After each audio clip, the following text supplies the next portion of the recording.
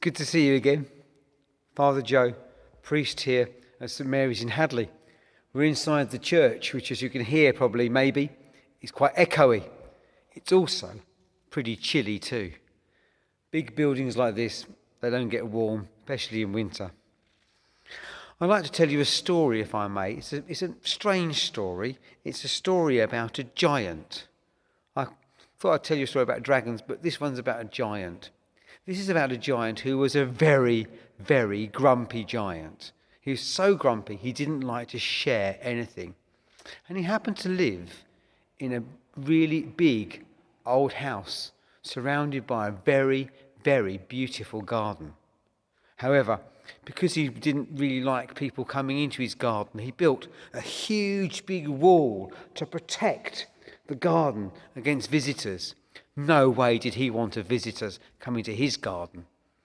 Anyway, it was so forlorn that nothing used to bloom there. Things grew, but there was no blossom on the trees, there were no beautiful flowers, nothing. In fact, they used to say that when the north wind took its holiday, it stayed in the giant's garden. It was so forlorn. I love the word forlorn. It's a really sad word. And that's what this garden was like. The giant went away that winter, and went to stay with another giant he knew somewhere far away. But while he was away, without him knowing, some of the children on their way home from school had noticed a small little hole in the fence. And some of them peered in. They noticed this was an amazing space, a bit like the deanery garden behind the deanery. It's huge. Nobody get in. And so they slowly pushed their way through a hole in the fence and stepped into the garden. In fact, the sound of children's voices playing in the garden made the whole garden begin to come to life. In fact, the gardens became so full of life that little flowers began to blossom and grow. The trees began to put out their blossom. So the kids would go in there and enjoy the space. They didn't realise how beautiful the garden could be. And the plants responded. Here we are. They took a deep breath, and spring arrived in the garden. Well, just as spring arrived, the giant finished his holiday and made great strides home. Little did he know that his garden would be full of children playing. The giant came home to his house, burst in through the house, looked into the garden and saw the children in the garden, and he stepped into the garden to get really cross and tell them to get out of his garden. When he noticed that the garden was completely full of flowers and blossom. And he was taken aback. He'd never seen anything so beautiful. But he paused, because in one corner of the garden, there was one tall cherry blossom tree that hadn't put forth its blossom, hadn't shown its flowers. And there, at the bottom of the tree, was a young boy trying to climb up the tree. But the child couldn't get up there. And in spite of his anger and his grumpiness at the children being there, his heart was somehow moved. And he thought, that poor child, that poor tree. And he went over, and all the children backed away, seeing the giant back home. They were frightened, but the giant went up towards this little boy who hadn't noticed that behind him the shadows had come of this big giant. Hadn't noticed at all. And a big hand bent down and lifted up the child. And the little boy held onto the branch, pulled himself up, and sat in the tree. In that kind moment, that kind gesture, the tree noticed the child playing on it. The child was excited to be on the tree, and slowly, almost immediately, the blossom burst out on the cherry tree. And the giant sat back on the grass and looked around. And there around him, the garden was full of life, full of flowers, full of children, full of everything. He was so moved. he sat back on a chair that he was sat in the garden, a chair he'd never sat on before, even though he'd been in the garden really just to look at the garden, because the garden had never been worth looking at before. Wow.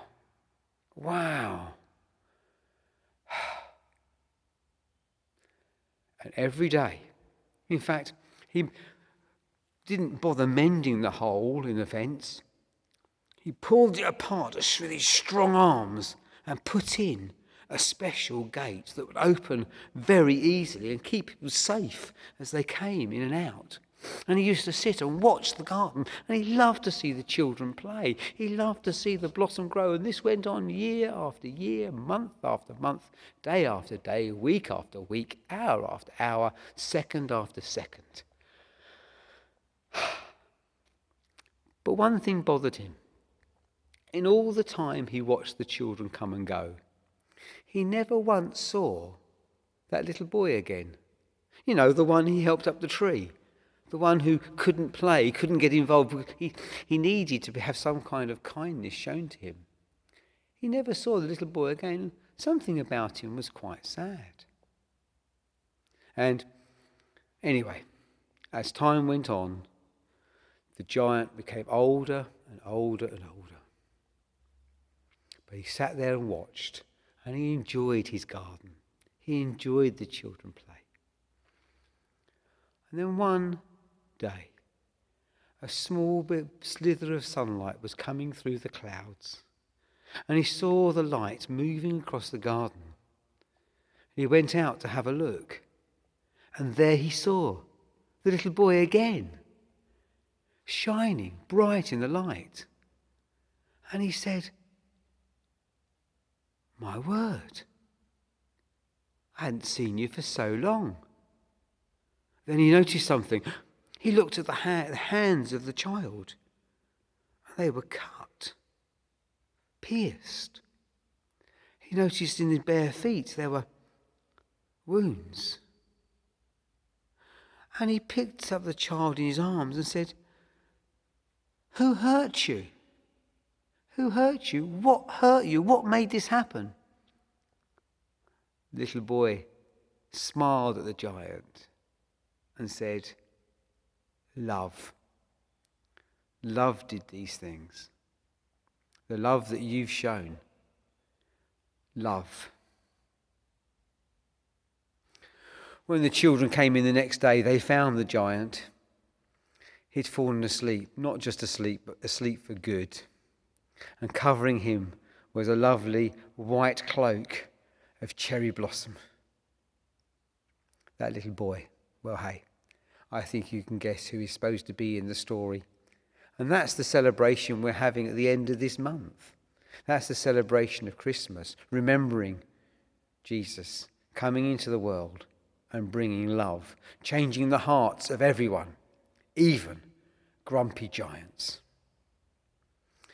I hope you've enjoyed this story. I look forward to seeing you in the new year. Happy Christmas. Take care and enjoy your holiday.